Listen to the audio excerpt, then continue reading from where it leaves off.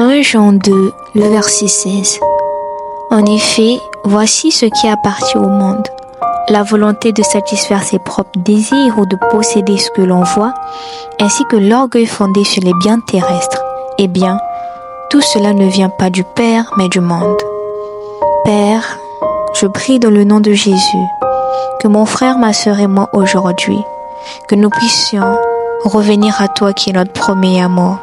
Seigneur, tu nous dis ici dans ta parole que la volonté de se satisfaire soi-même, Seigneur, cette volonté de satisfaire ses propres désirs, cette volonté de posséder ce qui attire les regards, l'orgueil que peut inspirer les biens matériels, tout cela ne vient pas de toi, Éternel, mais cela vient du monde. Oui, Éternel, car ce qui est dans le monde, la convoitise de la chair, la convoitise des yeux, l'orgueil de la vie ne vient pas de toi, mais vient du monde.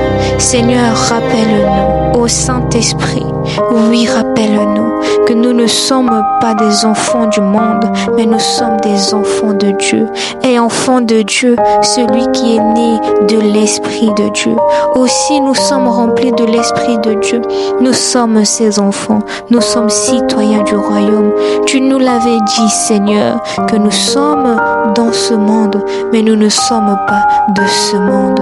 Mais il est vrai, Seigneur, qu'au jour le jour, oui, on a pu se perdre en voulant posséder, en voulant satisfaire ses propres désirs, en voulant amasser des richesses, des biens matériels ici et là, et y trouver une certaine sécurité, et d'y trouver une certaine assurance dans ces biens terrestres-là. Ô Seigneur, pardonne-nous si nous nous sommes éloignés de ton évangile qui est la bonne nouvelle. La bonne nouvelle est que tu es venu nous annoncer le Père. La bonne nouvelle est que tu es venu nous révéler le Père. Tu l'as dit, Seigneur, que tu es le chemin, la vérité et la vie, que nul ne peut venir au Père si ce n'est que par toi. Tu es venu nous réconcilier avec le Père. De ce fait, nous pouvons être appelés enfants de Dieu et héritiers et co-héritiers avec toi là-haut dans les lieux élevés.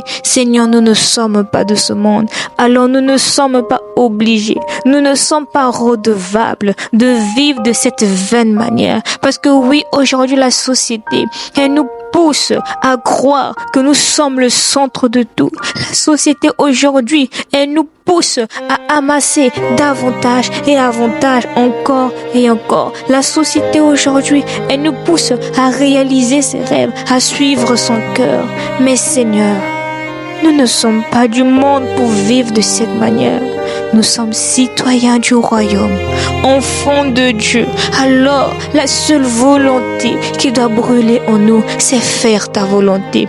Père, je veux être comme Christ, qui ce jour-là dans le jardin avait dit, Père, non pas ma volonté, mais ta volonté. Et oui, le Seigneur avait bu la coupe jusqu'au fond. Seigneur, que ton esprit, cet esprit qui nous enseigne, tu nous l'avais promis, Seigneur.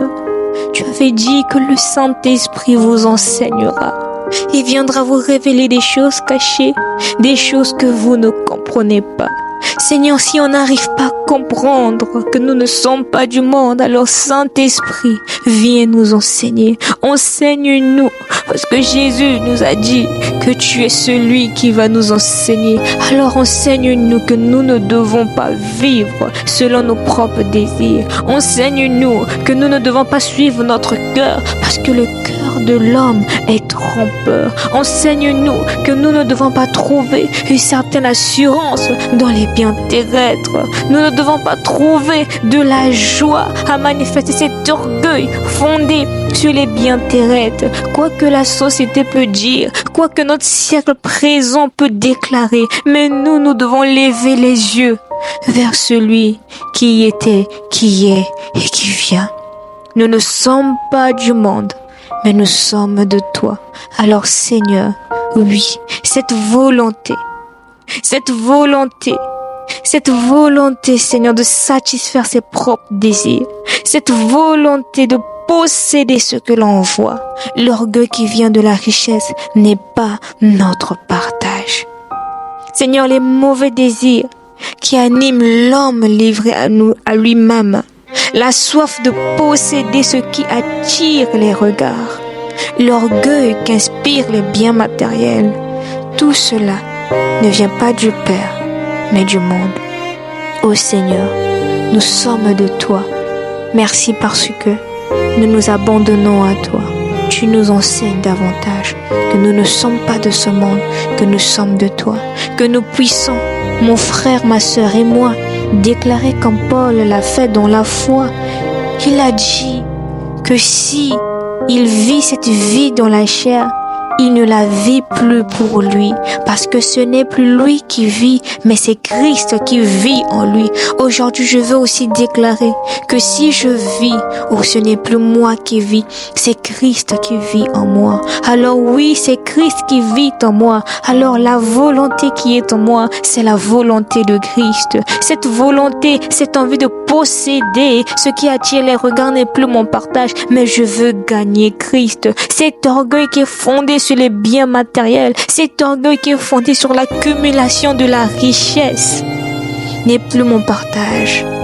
Mais j'ai confiance en l'Éternel parce qu'il est mon seul héritage. Jésus est mon seul héritage. Jésus est le rocher sur lequel je me tiens debout. Mon assurance vient de Christ. À la place de cet orgueil qui est fondé sur les biens matériels, puissions-nous avoir cette assurance fondée en Jésus.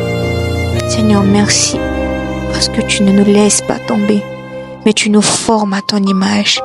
Père, fais de nous cette épouse que tu reviens chercher, Seigneur, afin que quand la trompette sonnera, que nous puissions écouter et monter vers toi, là-haut dans les lieux s'élever. Oui, Seigneur, car tout ce qui est dans le monde, la convoitise de la chair, la convoitise des yeux et l'orgueil de la vie ne vient pas de toi, mais vient du monde. Amen.